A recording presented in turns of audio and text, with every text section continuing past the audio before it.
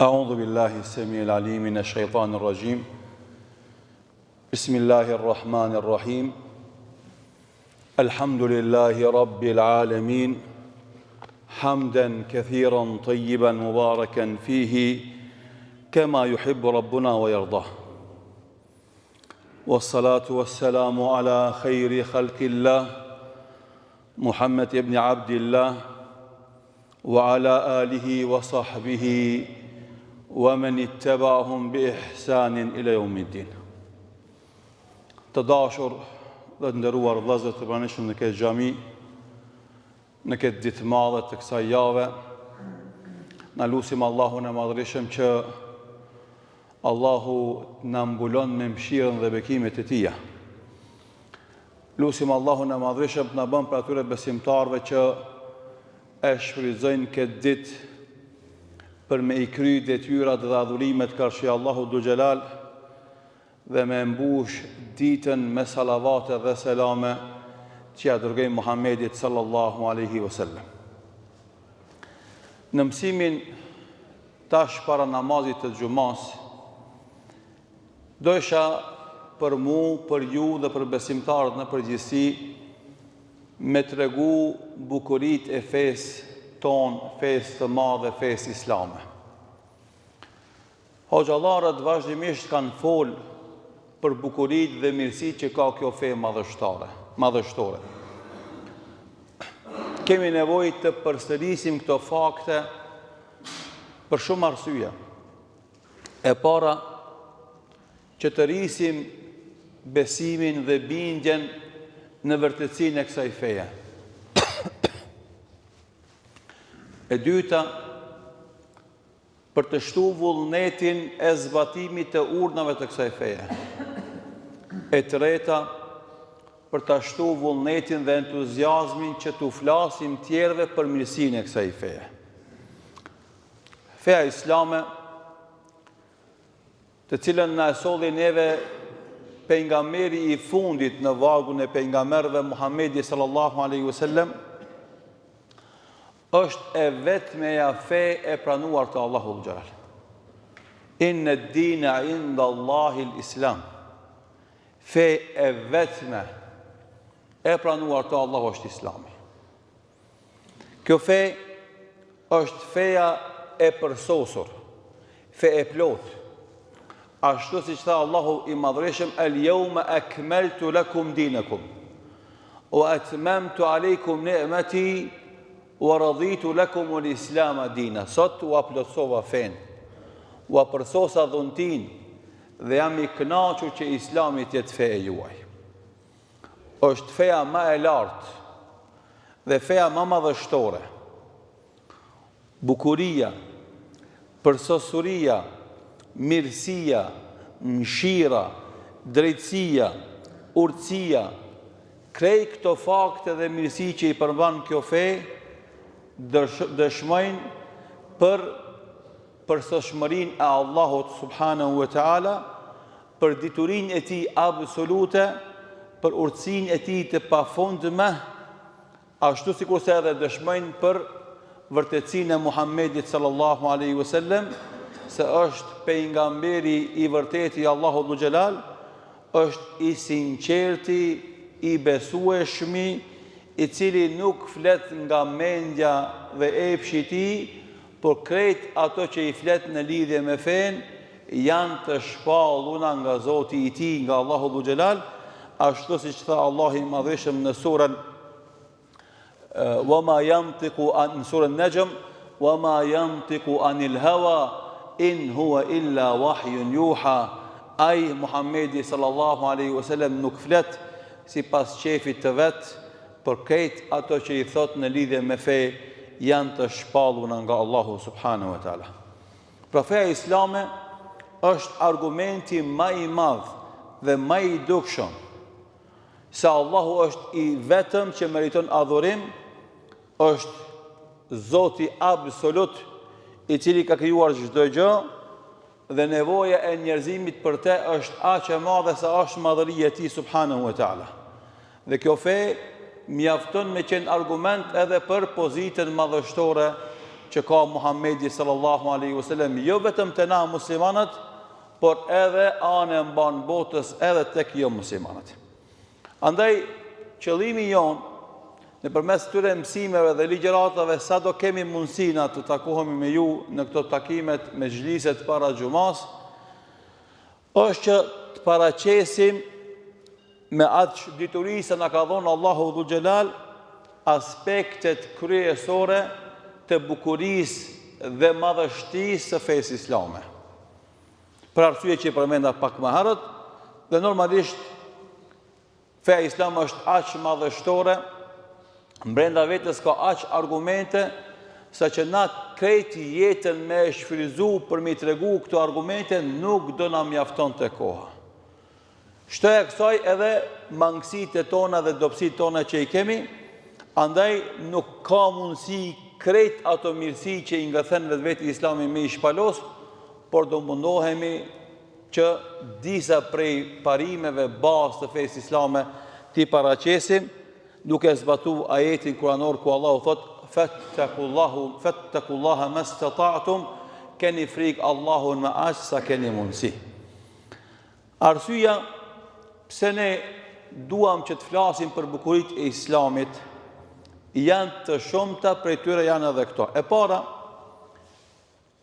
të flasim për këtë temë e llogarisim si një vepër shumë të madhe dhe të mirë të Allahu Dhul Xhelal. Pse kjo? Sepse nuk ka angazhim më të mirë që një hoxh ja bën vetvetes se sa me i zbulu bukuritë dhe mirësitë e islamit. Nëse një zhytës që jeton në bregun e një detit e zën veten të suksesshëm nëse ai arrin me u zhyt brenda në thellësitë e detit dhe me i nxjerr gaforet, prej të cilave gafore apo guaca i nxjerr margaritarët dhe xhevaherët e detit. Nëse ai zhytet thellë në deti dhe nxjerr xhevaherët e detit, i themi na është njeri i Zoti, është njeri i suksesshëm. E nëse hoxhallarët dhe dietarët arrin më u zhyt në thellësirat e diturive fetare, në thellësirat e Kur'anit dhe Sunetit të pejgamberit sallallahu alaihi wasallam, dhe të arrin që t'i përcjellin ato thesare, ato xhevahira, ato perla tek xhamati, gjithsesi kanë bën një vepër madhështore dhe shumë të mirë. Pasi që jeta që kemi në disponim përbëhet prej orëve, prej ditëve, e nëse ato i shfryzojmë duke mësuar mbi fenë islame, duke folur mbi fenë islame, duke ndëgjuar mbi mësimet e fesë islame, ajo kohë ka vlerë. Pre asaj kohë kemi dobi. Krejt kohën tjetër që kemi në disponim dhe harxojmë në gjëra tjera, në dëfrime, në argëtime, në punë të kota, ajo kur dalim para Allahu Dhul Xhelal nuk na bën as pak dobi, bile nëse e kemi shpërfill adhurimin apo obligimin karshi Zotit, kena me dhonë llogari. E dyta, njohja e mirësive të Zotit dhe shpallja e tyre para xhamatit është detyrë me të cilën Allahu i Madhëshëm i angazhoi pejgamberët e tij. Edhe normalisht dietarët si trashëgimtarë të pejgamberëve e kanë për detyrë dhe obligim me vazhdu me folë për mirësitë e islamit dhe me i përcjell ato te brezat që vinë pas. Nuk ka dyshim se hulumtimi, njohja, mësimi, leximi, shpjetimi në lidhje me këtë temë për të zbuluar mirësitë e fesë Allahu Dhul Xhelal, fesë islame, fesë vetme të pranuar, padyshim se është një shpërblim ose është një dhuratë nga Allahu Dhul Xhelal, dhuratë e cila meriton falëndrimin ndaj Allahu Dhul Xhelal, se është begati e veçantë që Allahu ja ka dhënë pejgamberëve të tij dhe ja ka dhënë trashëgimtarëve të pejgamberëve të Allahu Dhul Xhelal. Arsyeja e tretë pse ja vlen që të flasim për mirësitë dhe bukuritë e islamit dhe të kalojmë kohë duke shetit në argumentet fetare që flasin për të bukuri, është se njerëzit nuk janë një grad, një nivel në lidhje me besimin dhe bindjen e tyre. Dikush e ka imanin më të fortë, e dikush e ka imanin mesatar, e dikush e ka imanin e dopt. Andaj, sa më shumë që na i ndihmojmë besimtarët me kuptu vërtetësinë e Islamit, mirësitë e kësaj feje dhe bukuritë e Islamit, aq më tepër na e ngrisim bindjen dhe besimin tek besimtarët. Edhe gjithë besimtarët që mësojnë për këto të mira që i ka Islami, kalojnë nga shtresa e tretë në shtresën e dytë apo në shtresën e parë. Kalojnë nga niveli i tretë në nivelin e dytë apo nivelin e parë, edhe bëhen besimtar me iman të plot dhe iman të vërtet, besimtar të cilët ofrojnë modelin e një besimtari të devotshëm në familjen e tij, në vendin ku ai punon dhe vendin ku shëtit ai. Arsye e katër, pse na duhet flasim për mirësitë dhe bukuritë e Islamit është edhe kjo, se njëra prej formave më të mira të thirrjes së njerëzve në fenë islame është shpjegimi, është sqarimi, është tregimi i këtyre bukurive që i përmban kjo fe. Dhe kur kemi na dituri, kur kemi na oratori, kur kemi na fuqi me a tregu njerëzve jo musliman mirësitë edhe bukuritë e fesë islame, atëherë arrim ose ta bindim atë e të bëhet musliman, a numri i jo muslimanëve që e pranojnë Islamin është i madh edhe vazhdimisht rritet tek jo muslimanët. Kjo është e para dhe kjo është qëllimi për qëllime që duhet i kemi ne si hoxhallar dhe si musliman karshi jo muslimanëve, por nëse nuk arrihet që dikush për jo muslimanëve ta pranon Islamin, mjafton që ai jo musliman i cili deri dje kishte mendim të keq për Islamin dhe muslimanët, duke e treguar këto vlera, mirësi dhe bukuri që i ka Islami, kalon nga një armik i Islamit, nga një simpatizant i Islamit dhe përkrahas i kësaj feje. Pse kjo? Sepse kur njerëzit e shohin se si Islami i harmonizon interesat fetare me ato materiale dhe këtë ujë e çon në mullirin e dobis shpirtnore dhe materiale, atëherë nuk ka mundësi me qenë viktim e dilemave, mëdyshjeve, dyshimeve që i ngjallin jo besimtarët karshi Islamit dhe rregullave të tija fetare. Gjithë na të dashur vëllezër duhet me ditë, me kuptu se bukuritë e fesë islame shtrihen të gjitha çështjet dhe argumentet e kësaj feje, të gjitha rregullat bazike dhe ato sekondare, të gjitha dituritë fetare dhe të gjitha dispozitat legjislativën e fesë islame dhe kontribon edhe në zhvillimin e jetës tande fetare, edhe në zhvillimin e jetës tande familjare, edhe në zhvillimin e jetës tande shoqërore, edhe në zhvillimin e jetës tande shpirtnore, materiale e kështu me radhë. Andaj, pasi që këto argumentet fetare janë të rëndësishme, janë bukura,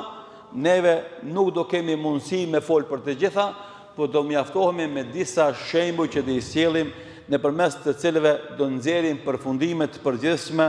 dhe do hapim derën të tjerëve që me vazhdu me folë edhe më shumë në lidhje me këto mirësi që Allahu Dhul Xhelal i ka sjellë nëpërmes Islamit tek shoqëritë tona.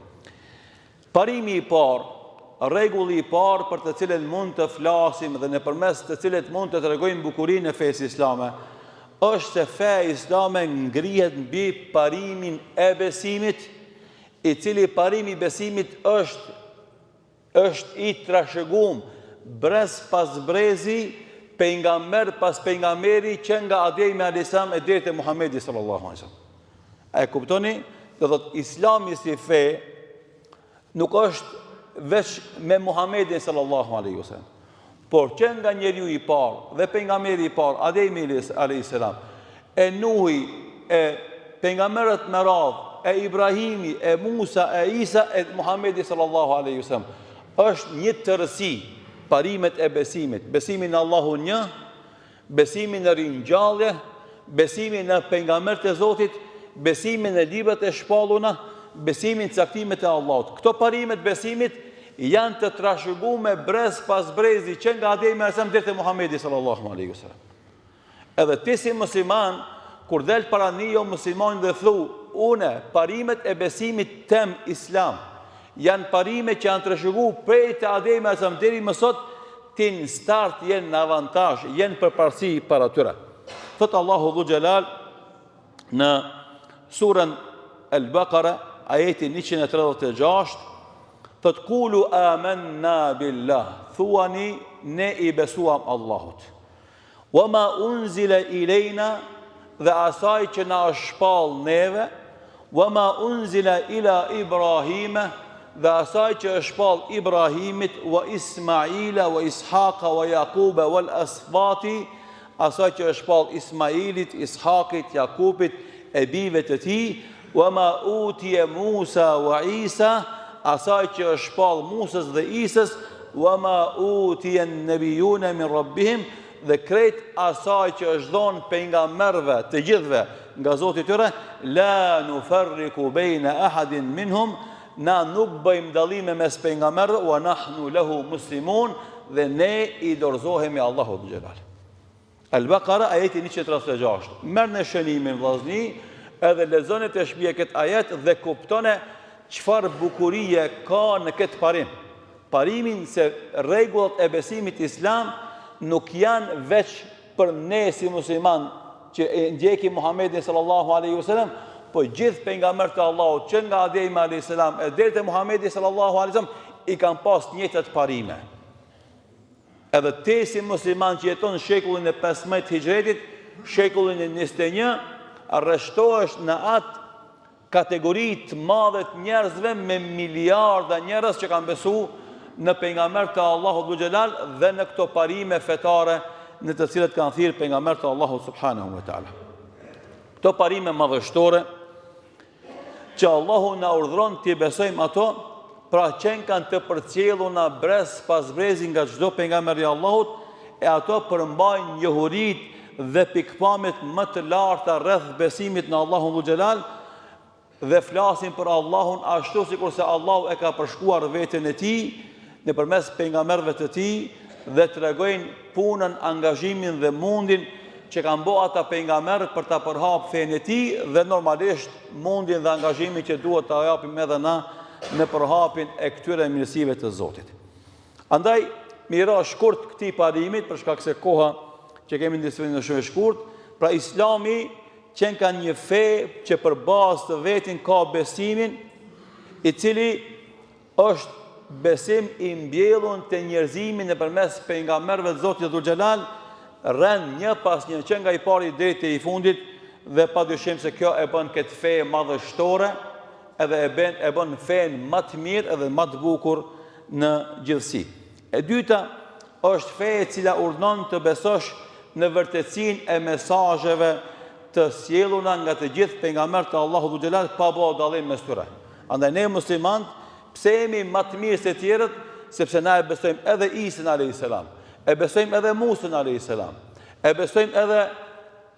Ibrahimin alayhis salam, edhe Nuhin alayhis salam, edhe Ademin alayhis salam. Ata para nesh i besojnë këto, po se besojnë Muhammedin sallallahu alaihi wasallam. Ata para Isës e besojnë Musën alayhis salam, po se besojnë Isën alayhis salam. Andaj na jemi në avantazh, na jemi në përparësi se krejt pejgamberët e Zotit i besojmë, edhe një gjë shumë më rëndësi, nuk bëjmë dallime mes tyre. Pra, tjetra është se Islami është një fe që urdhon në drejtësi, e pranon atë që është e sinqertë dhe mbështetet në mesazhet e Allahut Dhu Gjelal, të cilat ja ka dërguar pejgamberëve të tij, dhe do thot Islami është një fe që e promovon vërtetësinë dhe kundërshton gënjeshtrën, dhe nuk e promovon gënjeshtrën dhe nuk e fsheh të vërtetën. Dhe kjo është fakti më madhështor. Muslimanët të gjithë, edhe hoxhallarët, edhe besimtarët, thirrën vazhdimisht që të jenë të sinqertë, të flasin fjalë drejta, fjalë të vërteta, ta kundërshtojnë gënjeshtrën. Andaj, nëse një njeri, një fe e mëson me kon i sinqert, e i drejt, e i sakt, e i vërtet me besimtarët dhe me jo besimtarët, paramendo çfarë raporti ka mundësi me pasaj me Zotin e tij në veçanti. Për këtë shkak, kjo fe është madhështore, sepse i urdhon besimtarët në vepra të mira, në sjellje fisnike, në gjithë shka që është e dobishme për njerëzimin, nxit drejtësinë, bujarinë, mëshirën, mirësinë, ndalon pa drejtësinë, agresionin, sjelljet e këqija dhe do thot krejt mirësit i urdhnon dhe promovon kjo fe dhe çdo gjë e lig e kundërshton dhe e ndalon kjo fe. Andaj sa më shumë që na jemi të bindur në këtë fe, sa më shumë që e mësojmë këtë fe, sa më shumë që flasim për këtë fe, sa më shumë që i zbulojmë argumentet e bukurisë dhe vërtetësisë së kësaj feje,